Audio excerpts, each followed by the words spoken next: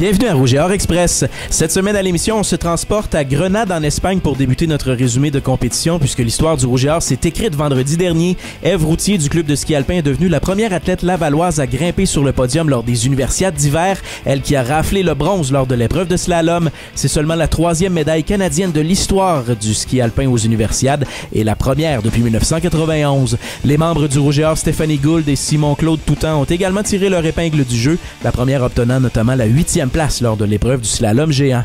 Revenons chez nous au PEPS pour souligner une autre bannière au palmarès lavallois cette année, menée une fois de plus par l'invincible Stéphanie Paquenam. L'équipe féminine de badminton a défendu avec une facilité déconcertante son titre de championne par équipe, défaisant l'UQAM 3-0 en demi-finale, avant de réserver le même sort aux Carabins en grande finale. Les filles étaient tellement bien préparées, voulaient tellement jouer que ça a paru. Puis on a réussi vraiment à faire le close, comme on dit, dans les premiers matchs là, assez vite. C'est la meilleure équipe de filles que j'ai coachée là, depuis que je suis arrivé ici. C'est ma 9e année.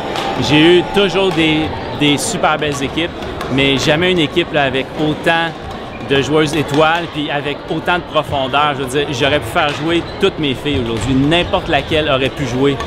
Du côté masculin, ça a été plus ardu. Le Rouge et Or s'est retrouvé du mauvais côté d'un duel qui est allé à la limite contre les Citadins en demi-finale, avant de se relever pour gagner la finale de bronze contre les Redmen de McGill 3-0.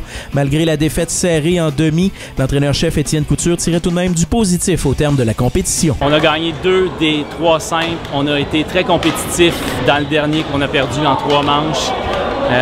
On perd les 2 doubles très serrés en 3 manches. Écoute, c'est décevant, c'est sûr, sauf que le travail accompli, je pense que les gars ils peuvent être vraiment contents parce qu'on a bien progressé, parce que là, toute l'équipe de l'UQAM était là, toute notre équipe était là, il n'y avait pas de...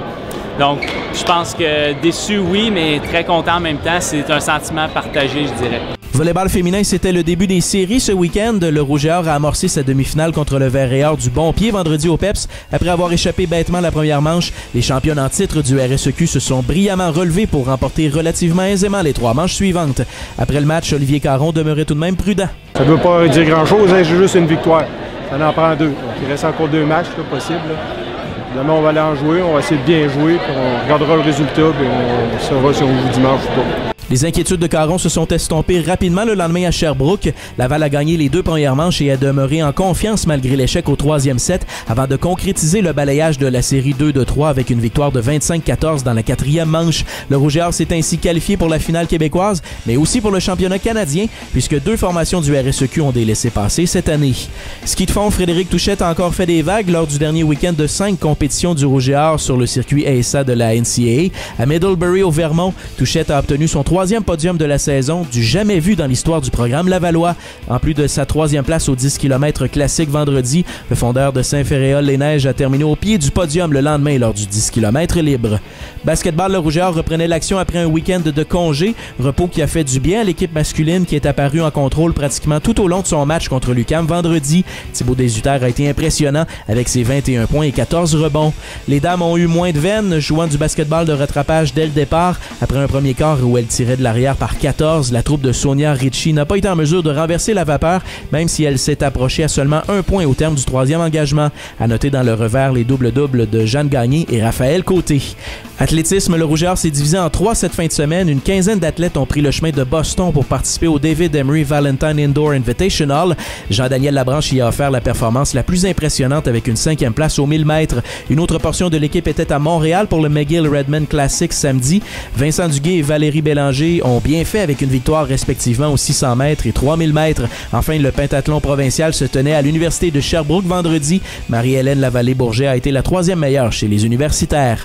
Enfin, au soccer intérieur, l'équipe féminine du Rouge et Or est demeurée invaincue en 3 parties cette saison, profitant d'un but de Cynthia Turcotte pour blanchir l'UQTR 1-0 à Trois-Rivières. Du côté des hommes, 2 erreurs défensives en première demi ont coulé les protégés de Samir Grib. Malgré une domination en termes de possession de ballon, le Rouge et Or n'a pas su trouver le fond du filet adverse et subit ainsi un 2e revers consécutif après avoir débuté l'année avec une victoire.